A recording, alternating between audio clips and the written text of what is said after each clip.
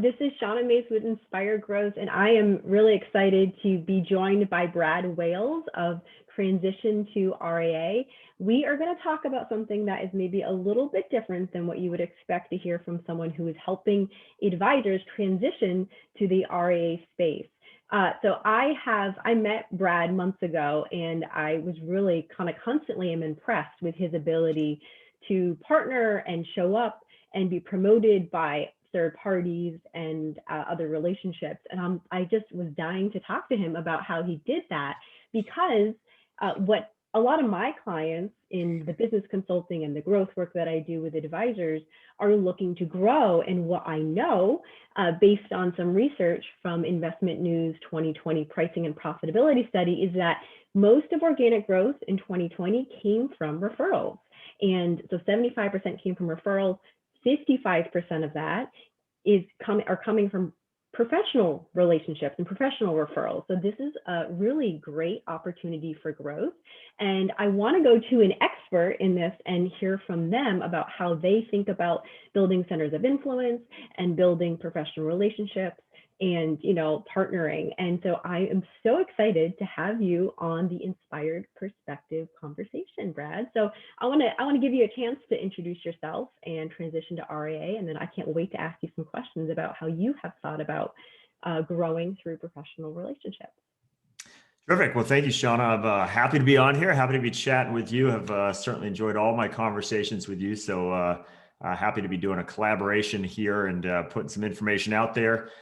Certainly have had success myself with working with centers of influence. So I think I can hopefully give some valuable perspective, some valuable feedback to the audience. And likewise, I won't admit that I have all the answers either. I think I've learned a lot.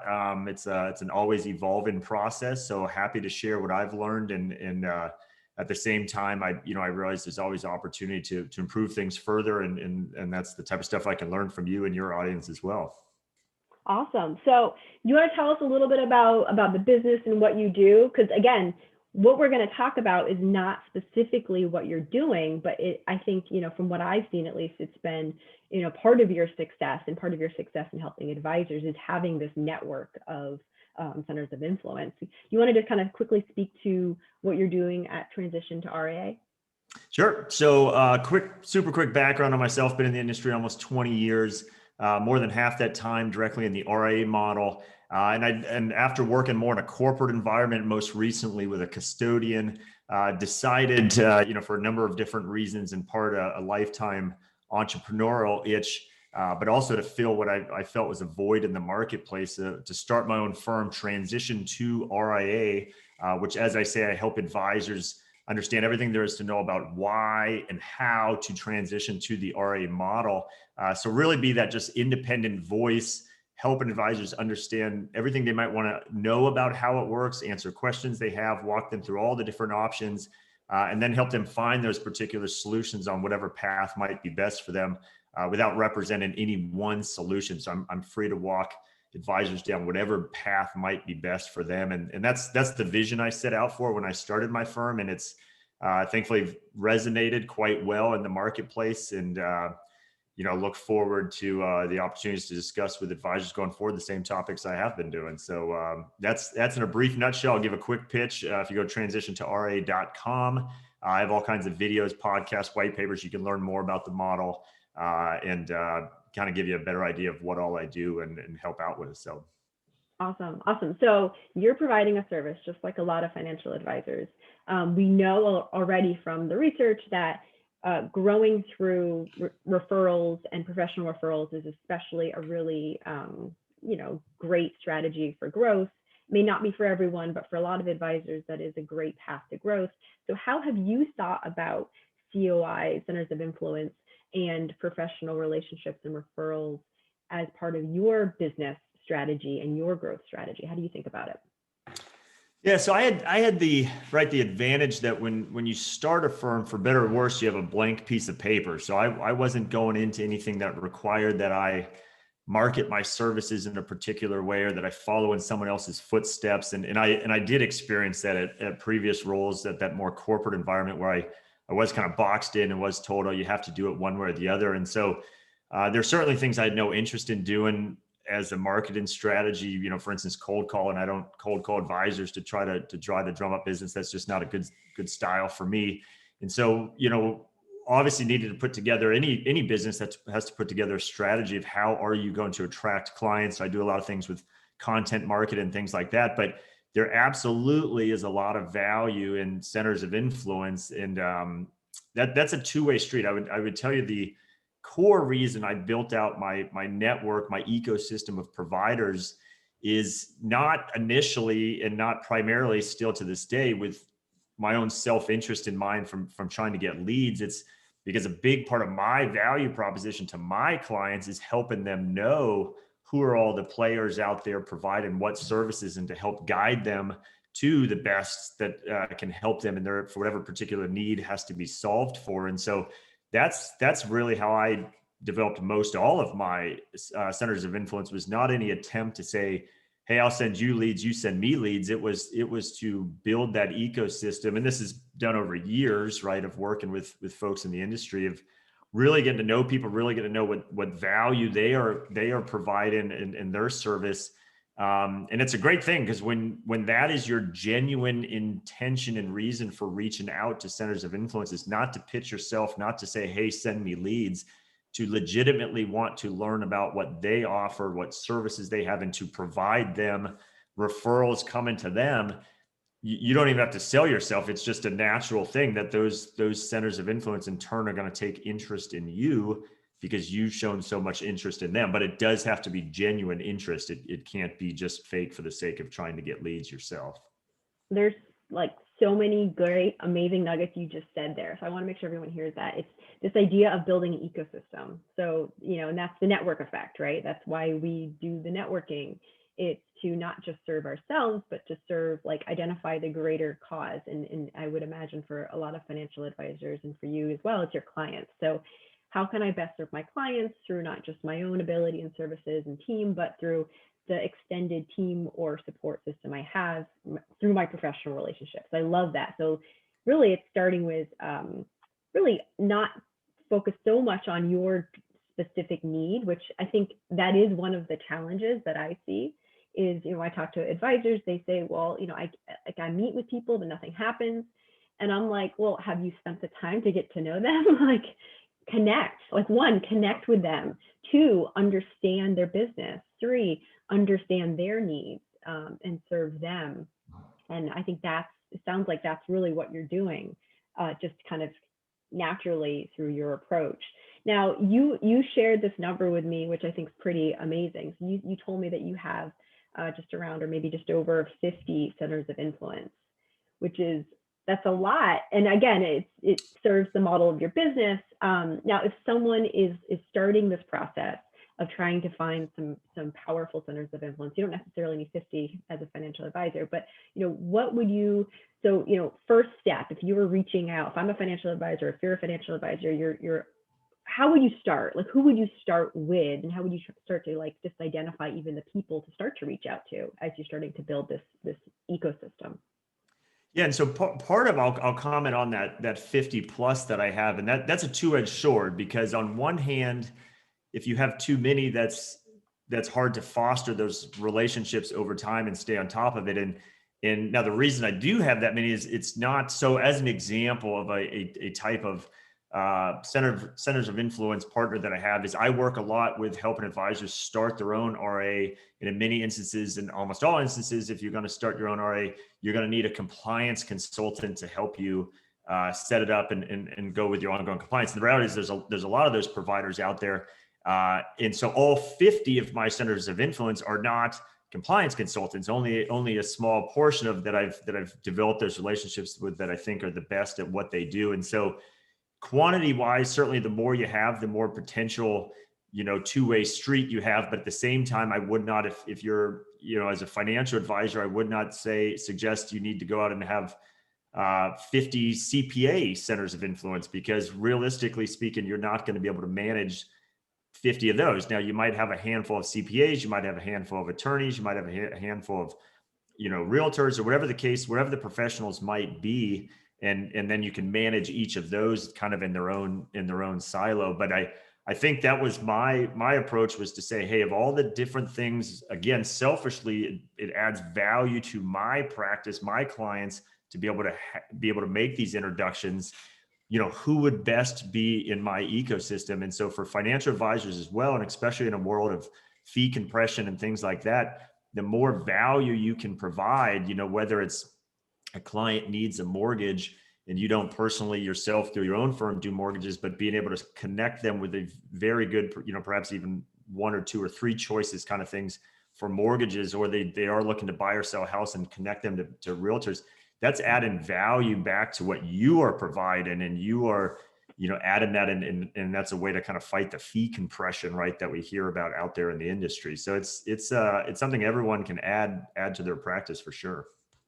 So it sounds like identify the expertise that your clients may need, and then instead of, obviously building that all out in-house and kind of stretching yourself too thin, really go out and look for people that you really think they do a great job, you think that they would serve your clients well. So start with your clients' greatest needs, and identifying the right partners is where you would start, it sounds like. Yeah, 100%. And in most instances, those are going to be the same kind of people that would ultimately be able to refer people back. Not in always, it could be a kind of a unique situation. But again, if your sole guide and light is, hey, what's the best thing that could send me leads, you're going about it in the wrong direction. And it's gonna be obvious that's what you're doing. Instead, if you're genuinely doing something to help your clients and genuinely help the person you're reaching out to, it works itself out. You don't have to sell yourself at all. If they like your value proposition in return, it just naturally reciprocates. Yeah. I think that a lot of times people do go in with that mindset of like, it's my kind of like their agenda is the only thing, or their goals, and maybe one of the only things on the agenda. And frankly, I think they get uncomfortable, from what I've heard, because it's like, well, we don't actually talk about any of this stuff. And I'm like, you probably were uncomfortable because it didn't feel aligned to how you want to be doing business. You don't want to be selling yourself. And so putting yourself in a position to have to go sell yourself doesn't feel real good, does it? And so I love that. Yeah. Leading with understanding their needs and leading with your clients' needs is a lot. I'll give just a quick example. I mean, I've had plenty of, we live in a COVID world right now, so there's not much in-person type of thing, but a lot of times there'll be a conversation or a Zoom. I like doing Zooms where I can, because you can see the folks, and it could be scheduled for an hour the first time I reach out. And that entire hour is me asking them questions that are to learn more about them, learn more about their firm. And I mean, I've gone some, and it never comes up what obviously they know kind of going in what I do. But if anything, it's just very brief at the end. And, you can't look at that as, oh gosh, well, these folks didn't even learn what I do. How are they going to send me leads? It's like, well, but you're not trying to close that relationship in one phone call anyways. And so if you make it clear that on that first call, you're just all about learning about the other person, again, genuinely, don't fake it, but genuinely needing and wanting to learn about that other person, it's okay if they don't learn a whole lot about you that first go, because this is not just a one conversation relationship. Yes. Oh my God. Yes. Like I could not agree more. I think one of the I've also done a lot of networking in COVID, and, made a lot of connections. And the question that I always start out with is, I'm really interested to hear your story. Not just even like, I want to learn about your business, but it's like, tell me about yourself. Well, let's start with the person, because that's where the connection is made.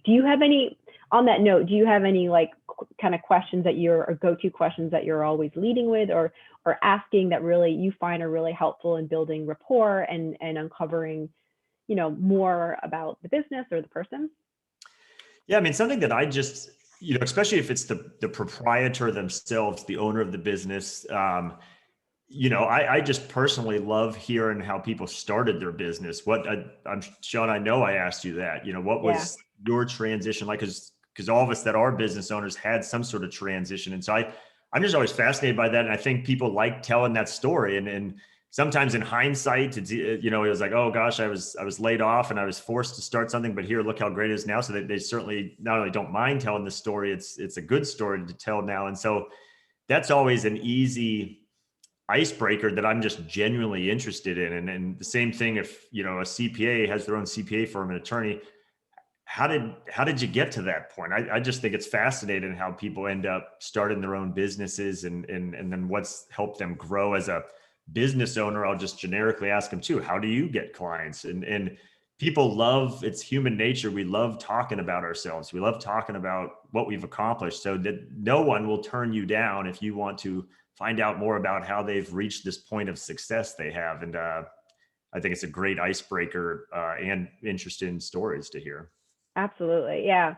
One of the other things that I know that I really try to support my advisors in being ready to talk about and to ask about is about their clients. So like, one of the things that makes a great referral source is when you have alignment with the type of clients that you serve or that you aspire to serve. If you're both kind of focusing in certain areas or have expertise that are complementary, like whether it's a specific niche or a persona or where someone is in their life, that can be really helpful. And so that's one of those things too. I feel like it's important to be able to answer the question of like, who do you serve? And the more explicit you can be around that, the better picture you can draw for them of who is your ideal client or clients. That can be really helpful in them helping you, but also for you to understand that for them so that you can help them as well. And really, it's a win-win when you do refer someone to them. It tends to be a better fit, or you kind of understand what your client needs and what they're able to accomplish, what their solutions are. So that's something that I'm always really interested in, is like, who is your ideal client? Like, help me understand who you best serve and how you do that, because that's how I can figure out who to send your way. And that's really helpful for me. I not only do I not agree with that 100%, I'd say if anyone's only going to watch 90 seconds of this video, it's what you just said and maybe what I'll add to that. I think this is the most important part. And I'm glad you brought this up, of anything to do with centers of influence relationships, is you have, and I'm of my opinion, you have to be able to clearly be known for something specific, so you remain top of mind with that referral source. So as an example, when I have 50 plus, and again, they're not all the same thing, but when take compliance consultants, I have to be able to think, if I'm talking to an advisor and they're going to need a compliance consultant, there needs to be a reason for a particular solution provider that they come to mind because of this advisor's profile, that maybe they are smaller advisors, so they're going to be state registered, and they don't have a lot of complicated issues, done legal issues. So okay, there's certain providers that in my mind fit that profile, because those folks say that is who we cater to, and we don't do the more complicated, larger ones. And I think you absolutely have to stand for something, or you're just going to get lost in the mix. And another example I'll give you is I have various, say, marketing folks that reach out to me that would love to be in my ecosystem. And the challenge is, if an advisor is in need of a marketing expert and they're asking me for my opinion, and just to give a very simple example, if there's only two in my ecosystem and one is a marketer to anyone and everyone on the planet that wants marketing services, and the other one is a marketer solely to independent advisors, which one do you think I'm going to refer them to? It's just a much more focused firm, a focused story.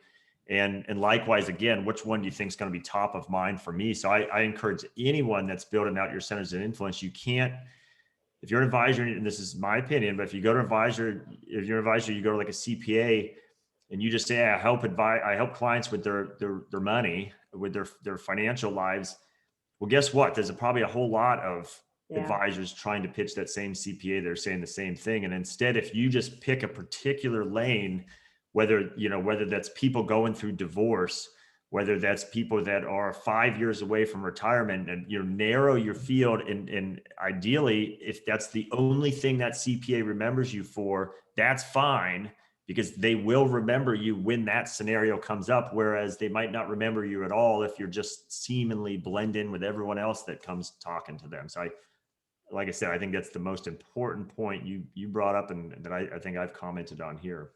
Yeah. So be clear about what differentiates you and own it. Like, you don't have to connect with every single person. You don't want to connect. You don't want hundreds of centers of influence. You want a handful of really good ones.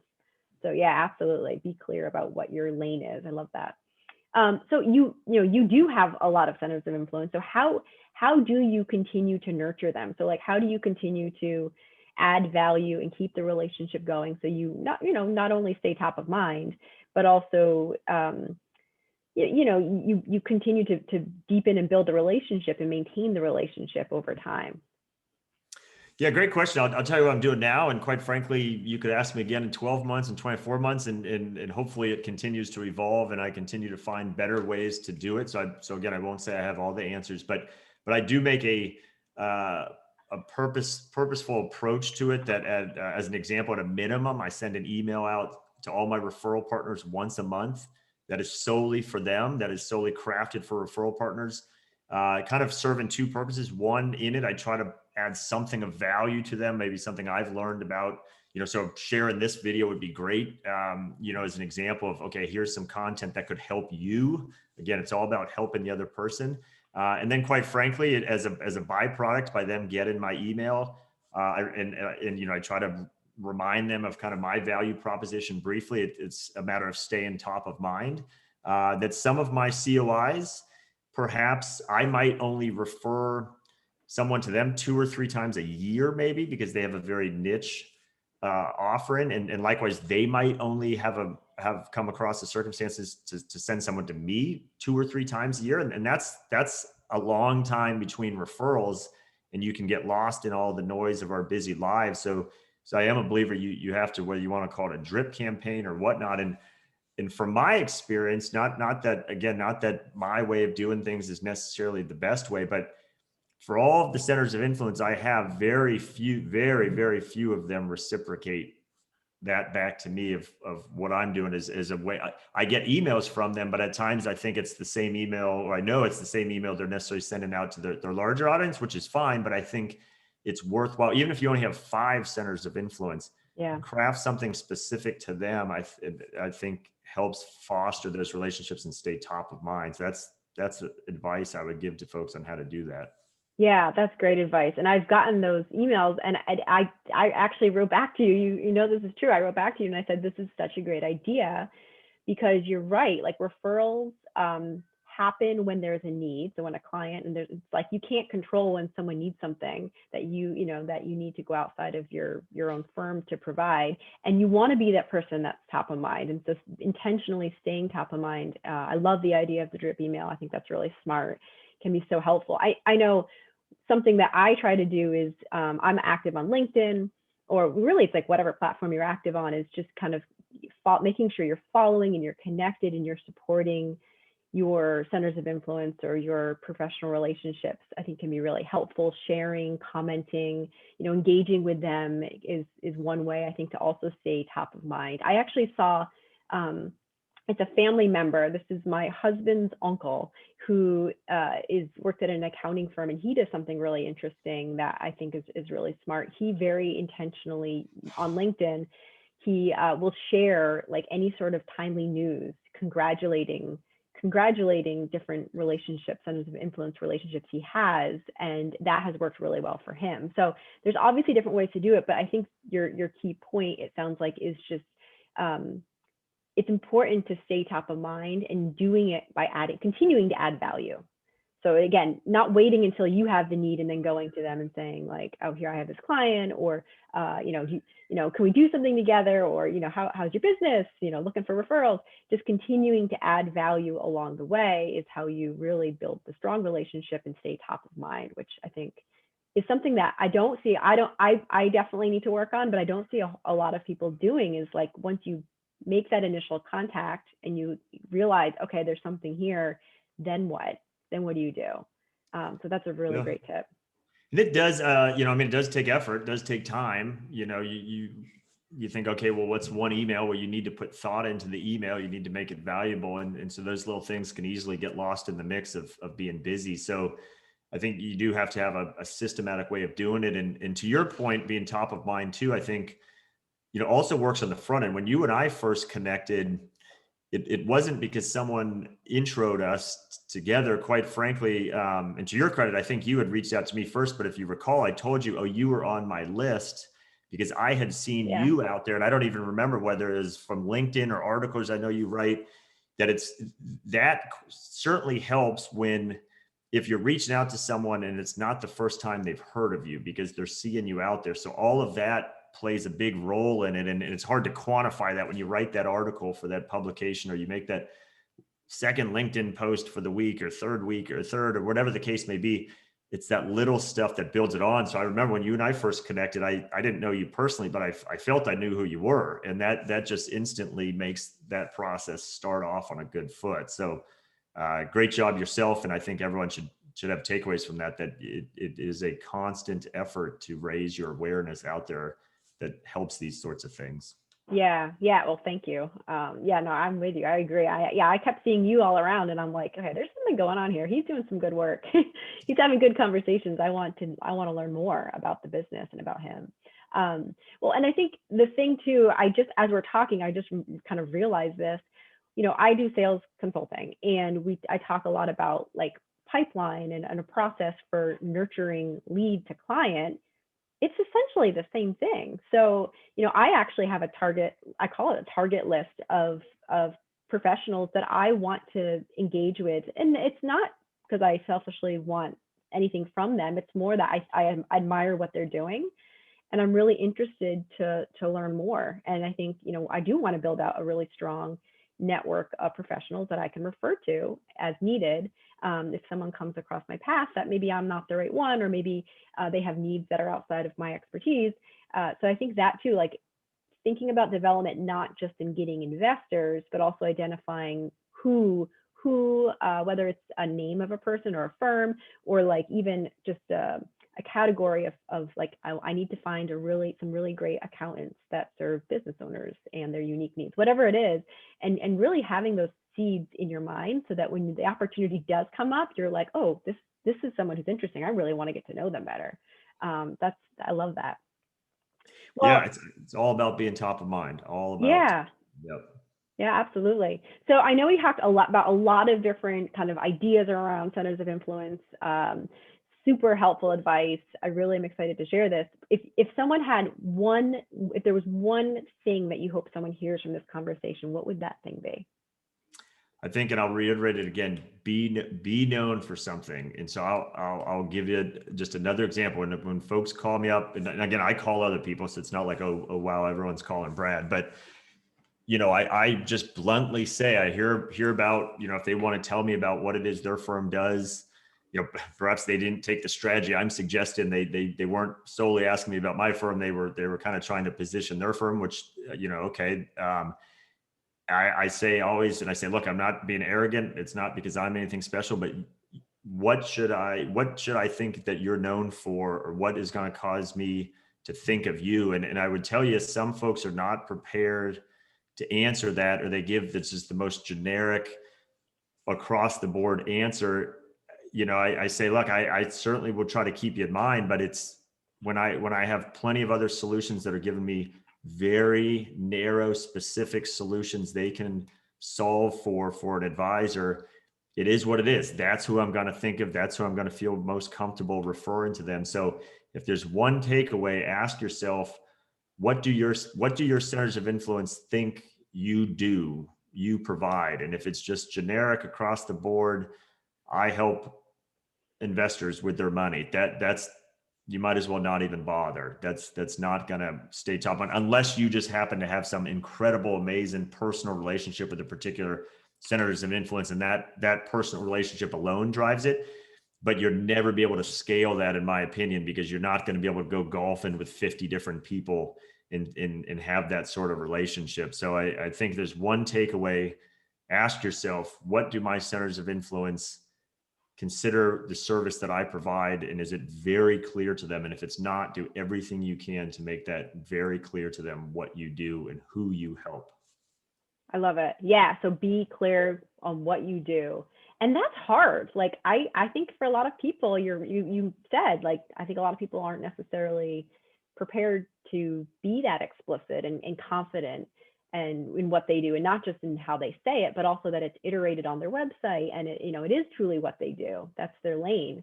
I love that though. So be clear about what you do. Now, if you need help with this, I actually have a worksheet.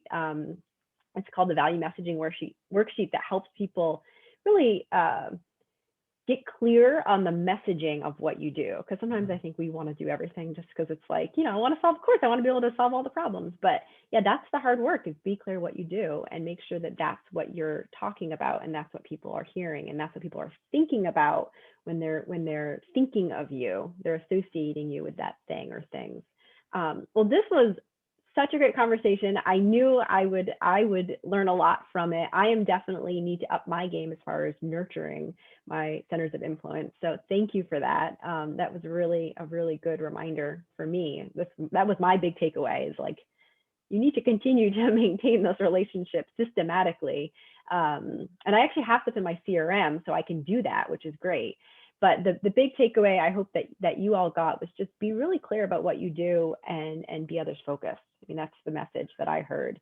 And you're going to build great relationships, and you're going to have great outcomes if you do it take that approach. Well, Brad, it was such a pleasure to talk to you today. If you are looking to make the transition to an RIA, please talk to Brad. He is a wealth of knowledge. He clearly has a lot of relationships, very deep relationships, and he is a really good person to help set you on the right path, depending on your situation. So talk to Brad. And I know he mentioned his website, but it's transitiontoria.com, and follow him on LinkedIn. He has a ton of content, videos, white papers. He really does have a lot of great resources. So make sure that you connect with him on LinkedIn as well. But Brad, it was such a pleasure talking to you today, and I cannot wait. Hopefully we'll have another one of these conversations soon, but thank you for joining me. Yeah, had a wonderful time, and you inspire me, hopefully, as much as I inspire you. All the great work you're putting out there, content and things like that, are equally motivating for me to observe and learn from. So thanks for all that you do as well. Oh my God, thank you. Well, I will talk to you soon. Thanks, Brad. All right, see ya.